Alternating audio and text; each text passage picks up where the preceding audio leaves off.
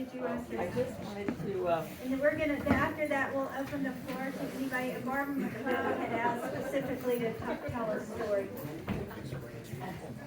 I just wanted to add to what Kathy said. The woman who kept Gill alive, Yasmin, his physical therapist, is here.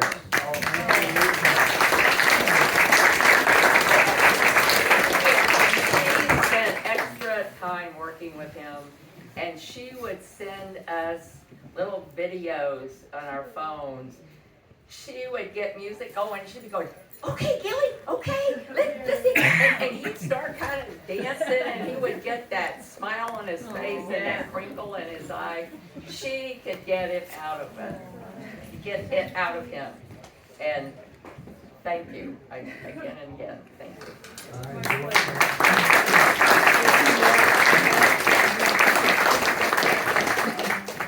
I forgot to thank the planning committee for the memorial service.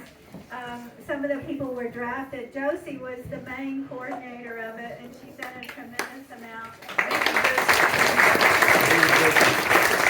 And Peter was an advisor and helped with that, and Andy Grubbs was kind of an instigator of the whole thing, and Jim Kennedy's been a huge help too, so I appreciate y'all's help in planning the memorial. Barb McLeod, you want to come up? And then anybody else, just kind of, I guess, line up or raise your hand or something.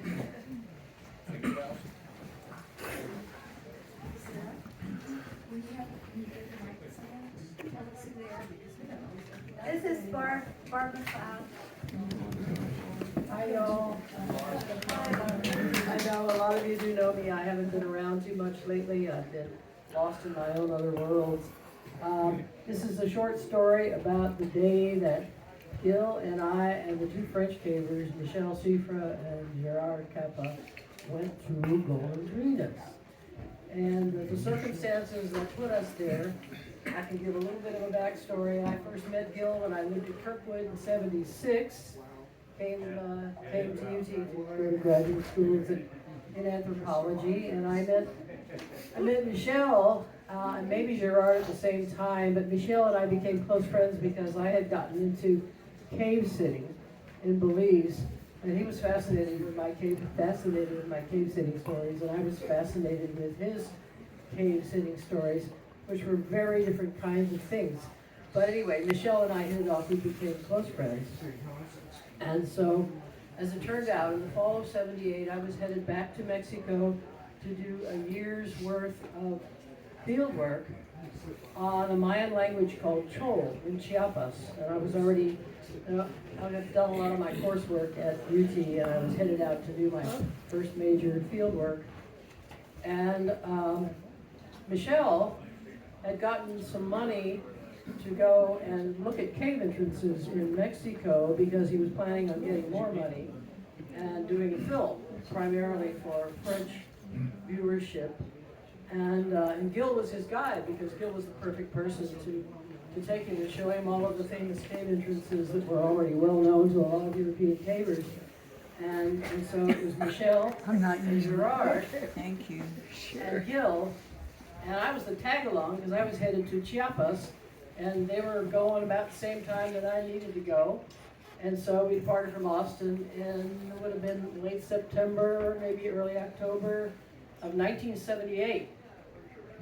So at that point, Gill and I are still, we're young and fit, and Michel is just a little bit older, and Gerard, they were able to get around pretty well, but the game was, we're gonna go visit famous caves, but not go in them, which was strange, a little strange. Famous caves I haven't We been don't to. do that.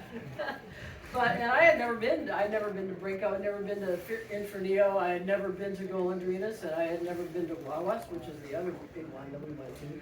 But to me, as a first-timer going to these places for the first time, they are really astonishing. Just to go to the entrances, they're astonishing.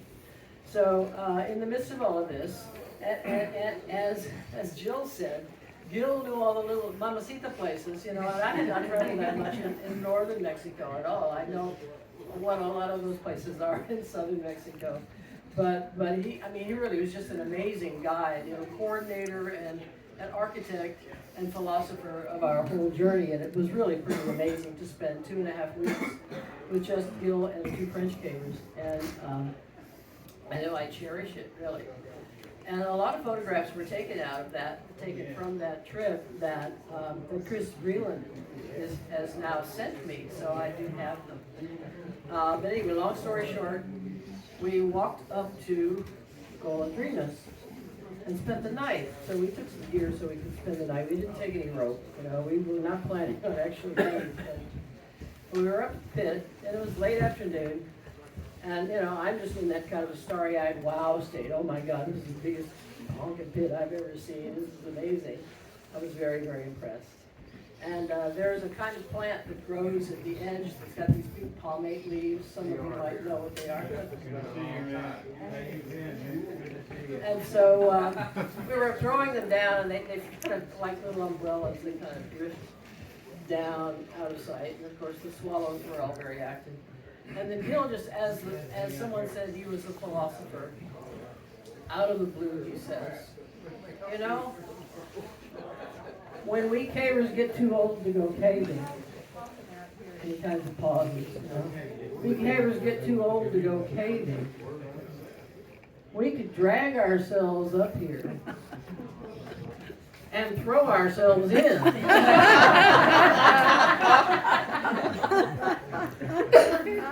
And I think he was joking. I thought he was joking at the time, but I paused and then I said, Gill, that would make quite a mess at the bottom. And he said, yeah, you're probably right. And that's really the story that I wanted to share. I mean, really, it was a wonderful trip, and it was very, very special to get to spend that kind of quality time, close at hand, one-on-one, with such an amazing and wonderful person. So, thank you.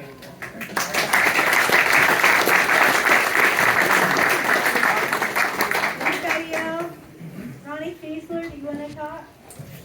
Oh, yeah. Is that are you kidding? Here we go. Well, I'm going to talk really loud. Can everybody hear me even in the far back? Yeah. That way I can lay this thing down. You know how to project. I spent about 2 hours, 3 hours last night printing a few pictures up. I've got them here. I invite you to come look at them. There's wedding pictures. She was wearing a beautiful dress. And Gill was Gill. And anyway, I wanted to show you 4 pictures up here because I want to leave room for other people. But there's a lot of things came out of Gill's mouth over the years.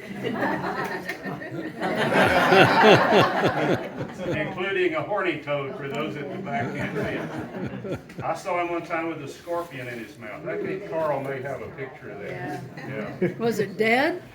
No. They took the stinger. No, it was alive. The horny toad was alive too. It's an endangered species, you know. He told me 40 years later that he took the stinger off of the scorpion. Oh yeah, we knew that at the time, but it was still scary. There's probably a few people around that remember this truck, but maybe not so many. This was early on. Kingsville. Yeah, in the Kingsville area. That's the van we took to the movie theater. And I think this was named Ralph. Oh, yeah. I think it's Ralph. Well, This was near Halloween, somewhere up in the Virginia area. Iowa, something. And he did it a couple times. He would paint up Ralph with magic markers. The dog didn't care. He thought he was being loved on. That was fun. And Gill left his mark across the world. I don't know if y'all understand this or not.